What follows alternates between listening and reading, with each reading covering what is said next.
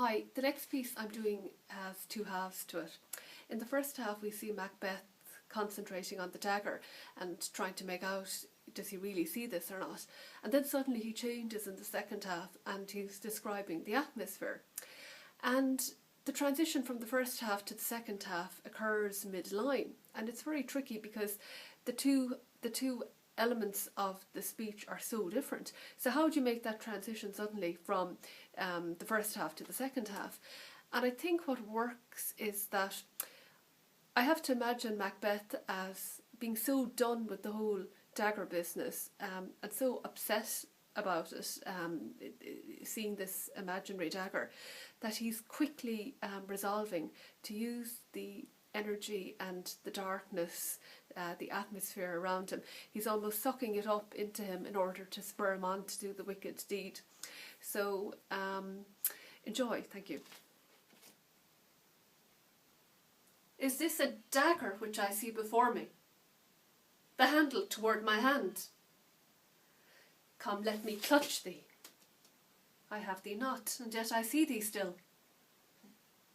Art thou not, fatal vision, sensible to feeling as to sight? Or art thou but a dagger of the mind, a false creation proceeding from the heat-oppressed brain? I see thee yet, in form as palpable as this which now I draw. Thou marshalst me the way that I was going, and such an instrument I was to use. Mine eyes are made the fools with other senses, or else worth all the rest. I see thee still, and on thy blatant dudgeon gouts of blood, which was not so before. There's no such thing. It is the bloody business which informs thus to mine eyes. Now o'er the one-half world nature seems dead, and wicked dreams abuse the curtained sleep.